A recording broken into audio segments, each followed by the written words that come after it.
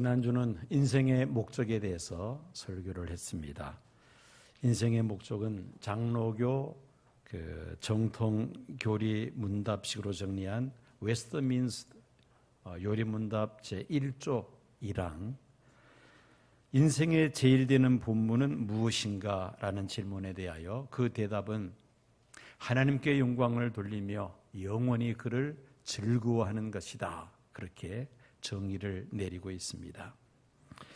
웨스트민스터 요리문답을 근거로 해서 인생의 목적을 말한다면 첫째는 하나님 앞에 영광을 돌리는 것, 두 번째는 영원히 하나님을 즐거워하는 것, 즉 영생복락, 이것이 바로 인생의 목적이라는 사실을 지난주 설교를 했습니다. 하나님께 영광을 돌리며 영생복락을 누리는 그 구체적인 5가지를 지난주 말씀드렸는데 그 중에 첫 번째, 오늘은 하나님께 영광을 돌리는 예배에 대하여 설교를 하고자 합니다. 신학자 칼 바르트는 예배에 대해서 이렇게 아주 간단하게 정의를 내렸습니다. 예배는 가장 중요한 것이고 가장 긴급한 것이고 가장 영광스러운 것이다. 이렇게 아주 간략하게 정리를 했습니다. 바쁜 생활 속에서도 주일날 하나님 앞에 나와 예배 드리는 것보다 더 중요한 일은 없고, 주일날 교회 나와서 예배 드리는 것보다 더 긴급한 일은 없으며, 또한 우리는 주일을 교회에 나와서 하나님 앞에 예배 드리는 것처럼 영광스러운 것은 없다는 사실을 우리가 확신을 해야 할 것입니다. 그래서 우리는 주일을 거룩하게 지키고 또 예배를 잘 드려야 합니다. 예수님 믿는다 하면서도 주일을 거룩하게 지키지 못하고 예배도 드리지 않는다면 그 사람의 신앙은 결코 잘 될 수가 없습니다. 가정이나 사회생활에 있어서 잘 되는 일들이 별로 없을 것입니다. 주일을 거룩하게 지키지 않고 예배를 드리지 않았음에도 불구하고 잘 된다면 그 잘 되는 것이 그 사람에게 축복이 아니라 저주가 될 수가 있습니다. 왜냐하면 주일을 거룩하게 지키고 예배를 잘 드림으로 받게 되는 그 축복, 그 은혜는 누리지를 못하기 때문이죠. 여러분, 예배란 무엇입니까? 구약 성경에서 예배를 드린다 할 때 사용되는 2가지 동사가 있습니다. 하나는 사하라는 동사가 있습니다. 뜻은 엎드린다 혹은 따른다는 뜻을 가지고 있습니다. 죄로 가득한 인생은 거룩하신 하나님 앞에 엎드려야 한다. 그리고 하나님을 따라야 한다라는 그런 의미입니다. 두 번째로 사용되는 단어가 아바드라는 단어입니다. 이 말은 섬긴다는 뜻입니다. 피조물인 인간은 조물주이신 하나님을 마땅히 섬겨야 합니다. 자기를 내려놓고 하나님을 따라, 하나님의 말씀을 따라, 하나님의 뜻을 따라 섬기는 것이 바로 우리 인간이 마땅히 해야 할 일이죠. 그래서 예배를 드린다고 할 때 이 아바드라는 말은 하나님을 섬긴다는 그런 뜻을 가지고 있습니다. 이 2가지 뜻을 종합한다면 예배란 구경을 하거나 관망하는 것이 아니라 내가 하나님께 엎드려 섬기는 것, 이게 바로 예배라는 것을 우리가 알아야 할 것입니다.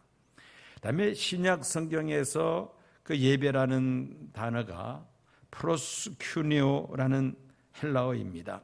프로스는 앞으로, 큐네오는 나아간다는 그런 뜻입니다.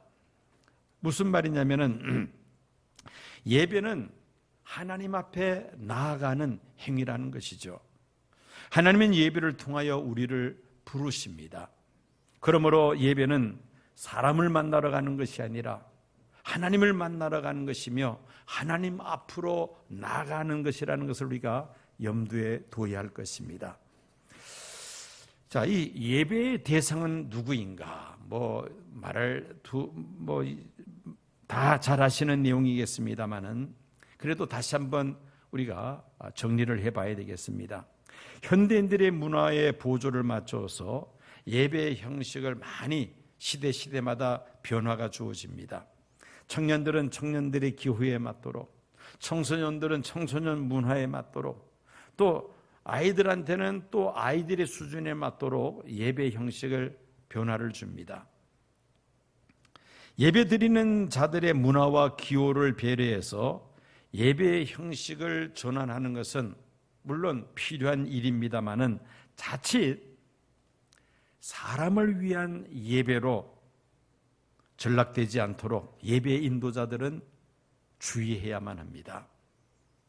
너무 틀에 박힌 형식적인 예배에서 벗어나서 다양한 그런 예배 형식을 추구하면서도 조심해야 될 것은 과연 이 예배가 누구를 위한 예배인가를 늘 의식하면서 예배를 진행해야 한다는 말입니다.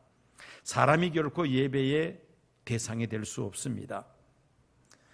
사람을 위한 예배가 아니라는 것이죠. 예배의 초점은 사람이 아니라 하나님이시라는 것을 늘 우리가 염두에 두면서 예배를 드려야 합니다. 과연 하나님께서 우리가 드리는 이 예배를 기뻐 받으시겠는가? 이걸 우리가 생각하면서 예배를 드린다면은 우리가 더 하나님이 기뻐하시는 그런 예배를 드릴 수가 있을 것입니다. 미국 보스턴에 이 골든 목사님이라는 분이 유명한 설교자가 있었습니다. 그가 어느 날 사무실에서 설교 준비를 하다가 잠깐 잠이 들었습니다.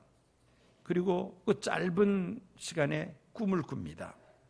꿈속에서 주일이 되어서 많은 성도들이 예배당에 모여서 예배를 드리고 있는데 그 성도들 사이에 낯선 사람 한 사람의 눈에 띄는 것입니다. 목사님은 과연 저 낯선 사람이 누구인지가 궁금했고 예배를 마친 후에 꼭 그 사람을 한번 만나야 되겠다 그렇게 생각을 했습니다. 예배가 끝난 다음에 이제 교인들 한 사람 한 사람 인사를 하면서 이제 예배당을 빠져나갑니다.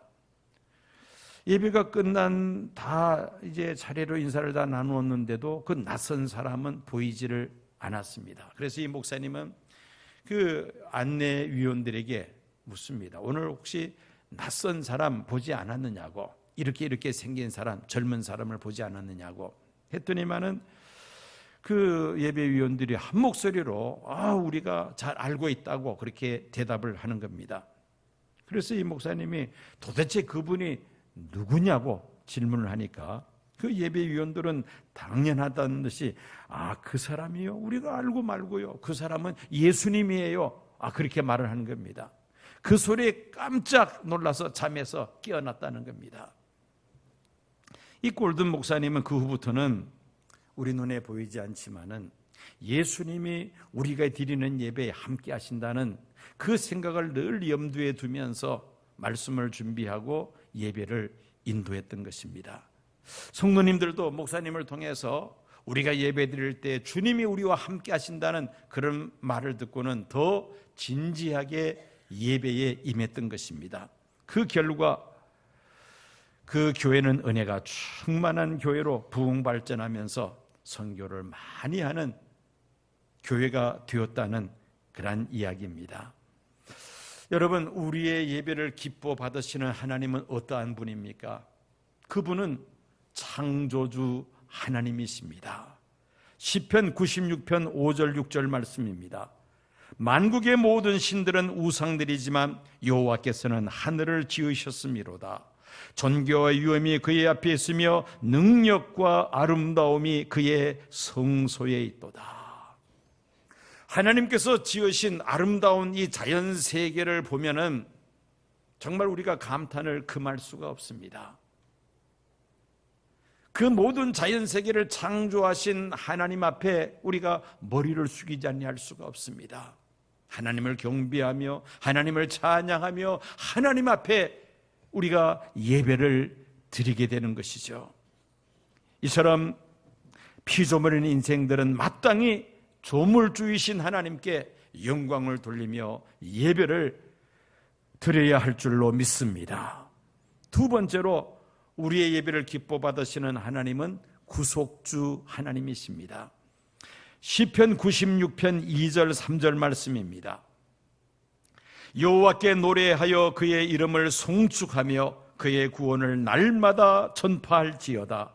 그의 영광을 백성들 가운데 그의 기이한 행적을 만민 가운데 선포할지어다. 아담과 하와 이후로 우리 사람들은 죄로 말미암아 죽을 수밖에 없는 인생이 되고 말았습니다. 하나님은 우리 인생들을 구원하기 위하여 독생자 예수 그리스도를 세상에 보내셨으며 예수님께서 우리의 죄를 대신하여 십자가에 달려 죽으시고 부활 승천하심으로 우리를 죄 가운데서 구속해 주신 줄로 믿습니다. 누구든지 자신의 죄를 회개하고 예수를 구주로 영접하면 하나님의 자녀가 되며 영생을 얻는 줄로 믿습니다. 그 구속주 하나님 앞에 우리들은 마땅히 영광을 돌리며 하나님 앞에 예배를 드리는 것입니다. 세 번째로 우리의 예배를 기뻐 받으시는 하나님은 우리의 선한 목자가 되셔서 영원히 우리와 함께 하시는 하나님이십니다. 시편 100편 3절 말씀입니다. 여호와가 우리 하나님이신 줄 너희는 알지어다. 그는 우리를 지으시니요 우리는 그의 것이니 그의 백성이요 그의 기르시는 양이로다. 우리는 하나님의 양이며 또한 하나님은 우리의 선한 목자가 되신다는 말씀입니다. 이스라엘 백성들이 애굽에서 400여 년 동안 종살이하다가 드디어 출애굽하여 약속의 땅 가나안으로 나갈 때 그들이 40년 동안 광야에서 생활을 합니다. 낮에는 구름 기둥이, 밤에는 불 기둥이 그들과 함께 하시고 그들을 지키시고 보호해 주셨던 것입니다. 하늘 보좌에 계시는 거룩하신 하나님, 오늘도 광야 같은 세상에서 살고 있는 우리들을 낮에는 구름 기둥과 밤에는 불 기둥으로, 그리고 우리의 선한 목자가 되어주셔서 우리를 불꽃 같은 눈동자로 지키시고 보호하시고 우리를 인도하시는 줄로 믿습니다. 선한 목자 되시는 그 하나님 앞에 우리가 마땅히 하나님 앞에 영광을 돌리며 예배를 드리는 것입니다. 네 번째로 우리의 미래에 영생의 복을 주시는 하나님이십니다. 요한복음 6장 38절에서 40절 말씀입니다. 내가 하늘에서 내려온 것은 내 뜻을 행하려 함이 아니요 나를 보내신 이의 뜻을 행하려 함이니라. 나를 보내신 이의 뜻은 내게 주신 자 중에 내가 하나도 잃어버리지 아니하고 마지막 날에 다시 살리는 이것이니라. 내 아버지의 뜻은 아들을 보고 믿는 자마다 영생을 얻는 이것이니 마지막 날에 내가 이를 다시 살리리라 하시니라. 우리를 향하신 하나님의 뜻은 무엇입니까? 우리에게 영원한 생명을 주시는 것입니다. 하나님은 당신의 자녀들에게 영생의 복을 베푸시기를 원하시는 사랑의 하나님이시라는 말씀입니다. 그러므로 우리는 마땅히 그 하나님 앞에 영광을 돌리며 예배를 드리는 것입니다. 어떻게 예배를 드려야 하나님께 영광을 돌릴 수가 있겠습니까?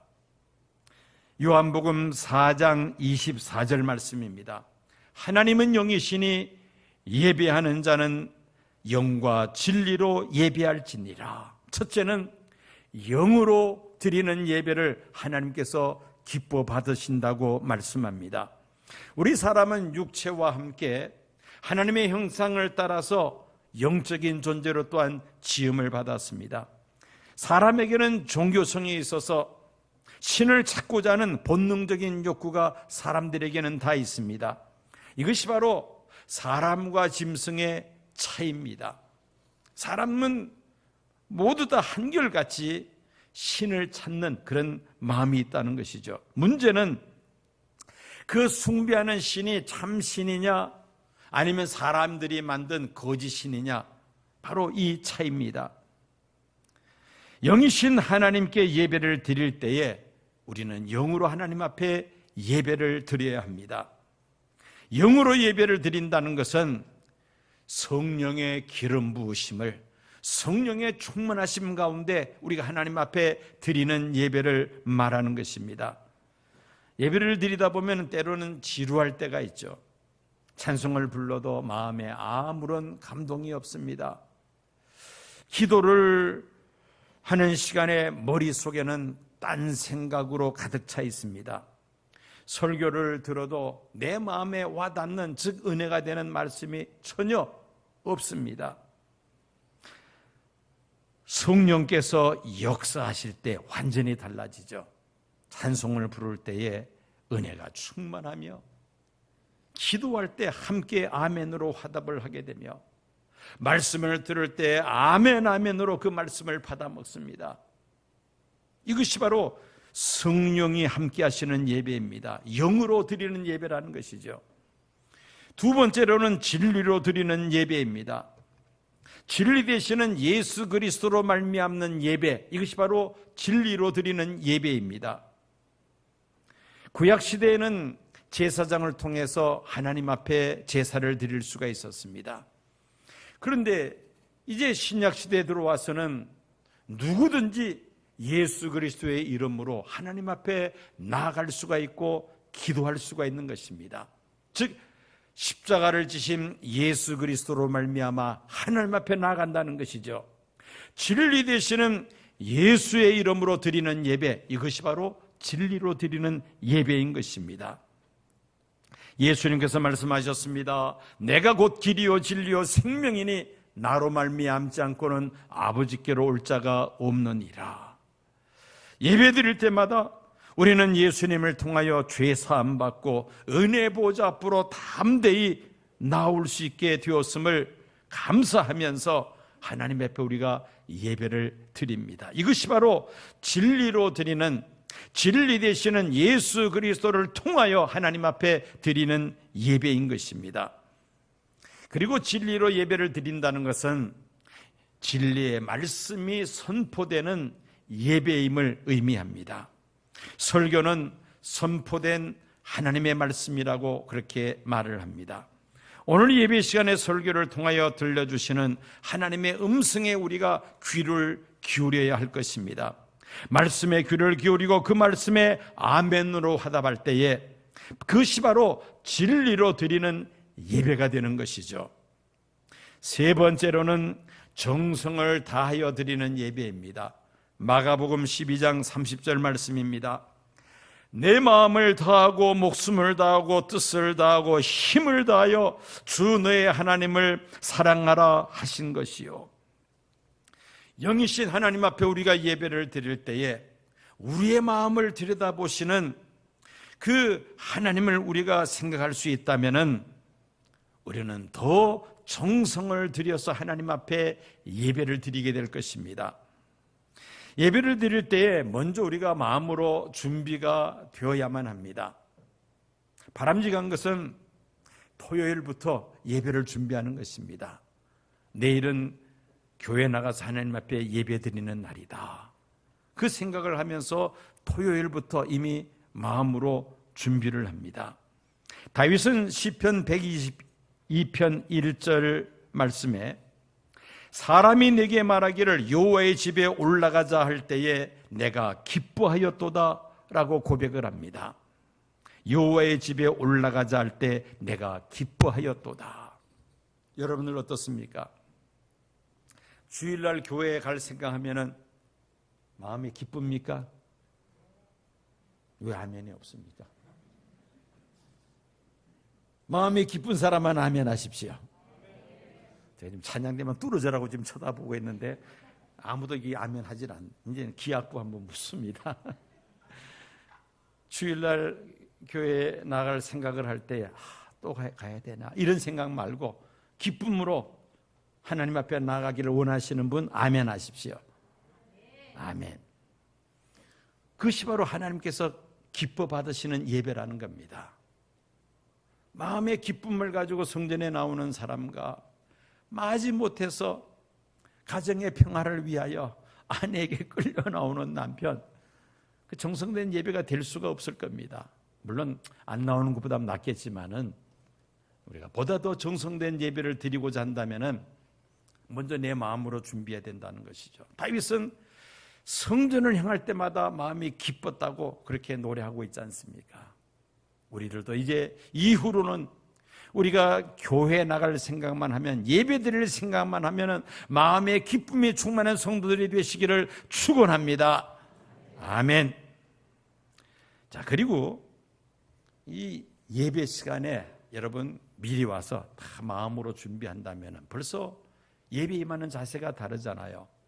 그런데 늦게 오면은 허둥지겁 오다 보면은 예배 집중하기가 어렵습니다. 집중할 만 하면은 예배가 끝이 납니다. 왜? 예배가 짧은 시간 아닙니까? 그래서 미리 자리에 앉아서 기도하면서 마음으로 준비하는 것, 이런 것이 바로 정성된 예배라는 것이죠. 또 여러분 생각해야 될 것은 복장도 우리가 신경을 써야 합니다.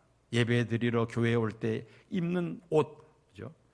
집에서 그냥 입는 홈웨어나 동네 슈퍼 갈 때 입는 그런 옷을 입고 교회에 온다면은 벌써 그 마음이 준비가 덜 됐다는 겁니다.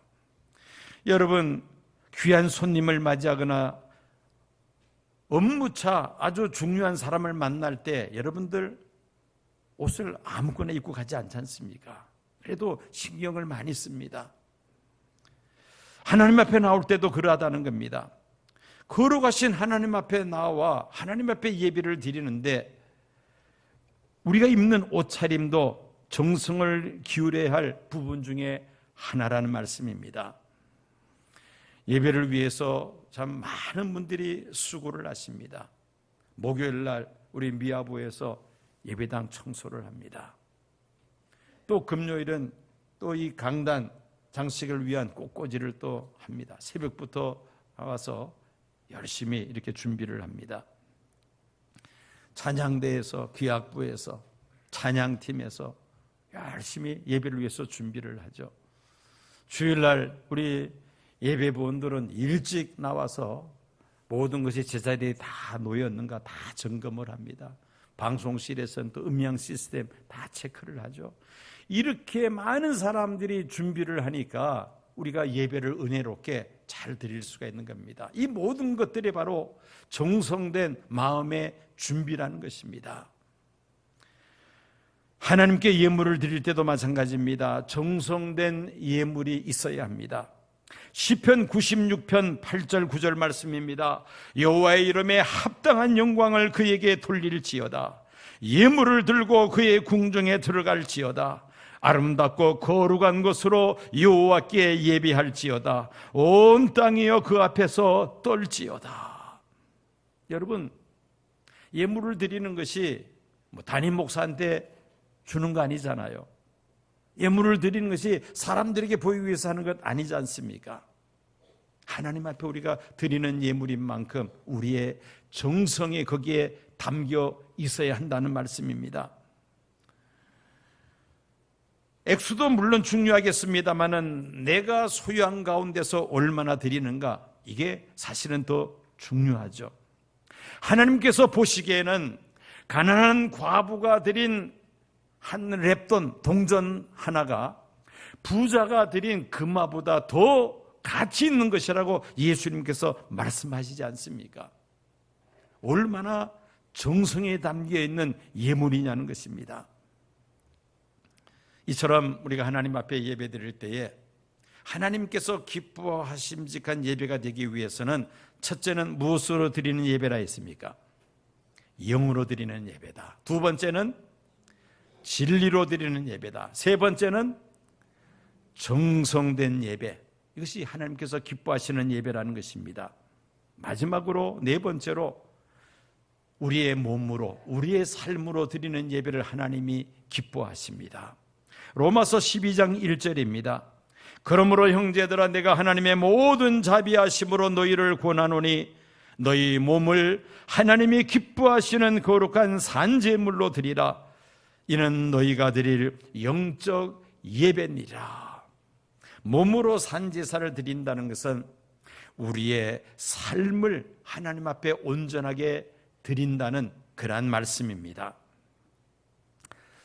어느 부잣집 주인의 칠순 잔치가 가까워졌습니다.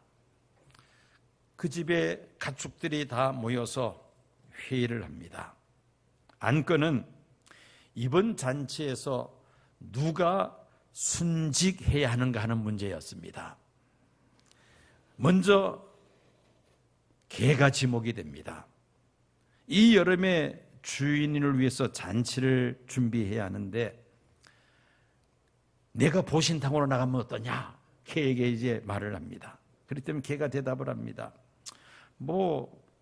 내가 그 일을 하는 건 좋은데 내가 그렇게 되면은 누가 우리 주인 집을 지키느냐? 누가 주인의 재산을 지키며 누가 주인을 보호하느냐? 그러면서 이 개가 이 일을 제기합니다. 개의 주장을 가만히 듣고 나니까 개가 만약에 나가면은 안 될 것 같이 이 가축들이 생각을 합니다. 그 다음에 지목된 것이 누구냐? 닭이었습니다. 닭이 이 여름철에 보양식으로 삼계탕보다 더 좋은 게 어디 있느냐? 그러니 닭이 나가서 순직해라. 생각해 보니까 이 닭이 자기가 나가면 안 될 것 같아요. 그래서 이렇게 말합니다. 내가 나가면은 새벽마다 누가 우리 주인님을 깨우냐? 가만히 듣고 보니까 그 말이 또 그럴듯해요. 새벽마다 닭이 꼬꼬대꼬꼬 하면서 주인을 깨우는데 이 닭이 삼계탕으로 받쳐지면은 누가 주인을 깨우느냐는 겁니다. 이 가축들이 어디로 시선을 향하느냐? 소에게 시선을 향합니다.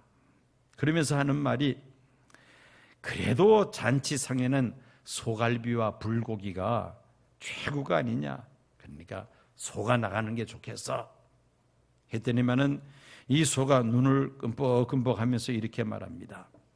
내가 나가면 주인 집의 넓은 논밭에서 농사일을 누가 하냐? 그렇습니다. 힘센 소가 논밭을 갈면서 굳은 일을 다 하는데 그 소가 나가면은 죽으면은 누가 그 논밭 일을 합니까? 그러니 또 가축들의 고개를 끄덕끄덕합니다. 그러다가 마지막으로 시선을 향한 곳이 어디냐? 돼지였습니다. 돼지야, 너는 먹고 자고 싸고 하는 일 외에 아무것도 하는 일이 없잖아. 내가 나가서 주인과 손님들에게 삼겹살로 대접하라. 다른 가축들은 나름대로 변명할 말들이 다 있었는데 돼지는 할 말이 없어요. 사실 그랬잖아요. 먹고 자고 왜 하는 일이 없지 않습니까? 돼지가 대답합니다. 그럼 물 끓이소. 무슨 말인지 이해가 안 되죠? 반응이 없는 거 보니까 무슨 뜻인지 모르시는 것 같은데 돼지가 주인의 칠순잔치를 위해서 이제 바쳐진다는 그런 이야기입니다. 자, 왜 이런 이야기를 하느냐?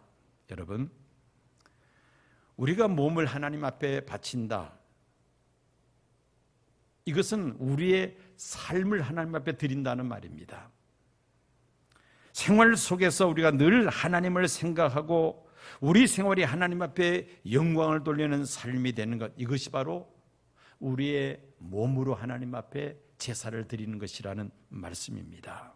무슨 일을 하거나 어떤 사람을 대하든지 늘 하나님께 하듯 하며 또 하나님께 영광을 돌리는 삶을 사는 것, 이것이 바로 우리가 몸으로 하나님 앞에 예배를 드리는 것입니다. 크리소스톰이라는 교부는 1700년 전에 살았던 사람입니다. 그는 이 로마서 12장 1절에 있는 말씀, 너희 몸을 하나님이 기뻐하시는 거룩한 산 제물로 드리라는 이 말씀을 이렇게 설명을 했습니다. 여러분의 눈으로 하여금 나쁜 것을 쳐다보지 못하게 하십시오. 그러면 그 눈은 산 제물이 되는 것입니다. 혀가 누추한 말이나 다른 사람을 향한 악한 말을 못하게 하십시오. 그러면 그 혀가 산 제물이 되는 것입니다. 손이 불법한 일을 못하게 하십시오. 그러면 손이 산 제물이 되는 것입니다. 그렇지만 그것만으로는 충분하지 않습니다. 손으로 다른 사람을 도우십시오. 나를 향해서 비난하고 욕하는 자들을 내 입으로 축복하십시오. 눈은 하나님의 말씀을 읽으십시오. 그리고 머리로는 그 말씀을 묵상하십시오. 그러면 그 삶은 하나님께서 기뻐하시는 온전한 제물이 됩니다. 라고 이 크리소스톰 교부는 말을 합니다. 이렇게 하나님께서 기뻐하시는 예배를 드리며 살아가는 성도들에게 하나님께서 주시는 복이 무엇입니까? 민수기 6장 24절에서 26절까지의 말씀입니다. 여호와는 내게 복을 주시고 너를 지키시기를 원하며 여호와는 그의 얼굴을 내게 비추사 은혜 베푸시기를 원하며 여호와는 그 얼굴을 내게로 향하여 두사 평강 주시기를 원하노라 할지니라 하라. 이 말씀은 하나님께서 모세를 통하여 제사장들에게 주신 말씀이죠. 하나님 앞에 제사드리기 위하여 성전을 찾는 이스라엘 백성들에게 이렇게 제사장들은 축복 기도를 하라는 명령이었던 것입니다. 하나님께 예배로 영광을 돌리는 사람들에게 하나님은 복을 주시는데 하나님께서 그들을 지켜주시고 그 얼굴을 들어 그들을 향하심으로 그들에게 은혜를 베푸시며 그들에게 평강을 주신다는 말씀인 것입니다. 이것이 바로 우리가 하나님 앞에 예배 드릴 때에 하나님께로부터 받게 되는 축복이라는 말씀인 것입니다. 우리는 주일 대배를 위시해서 교회에 많은 예배들을 주중에 또한 진행하고 있습니다. 예배를 통해서 우리는 하나님 앞에 영광을 돌린다는 사실을 여러분들이 꼭 기억하시기 바랍니다. 그리고 그 예배를 드릴 때에 네 가지를 말씀드렸죠. 방법을. 첫째는 무엇으로 예배 드린다? 영으로 드리는 예배. 두 번째는 진리로 드리는 예배. 세 번째는 정성을 다하여 드리는 예배. 그리고 마지막으로는 무엇으로 우리의 예배를 드린다? 우리의 몸, 우리의 삶으로 하나님 앞에 예배 드리기를 힘쓸 때에 하나님께서 예비하신 놀라운 은혜와 축복을 우리에게 부어주실 줄로 믿습니다.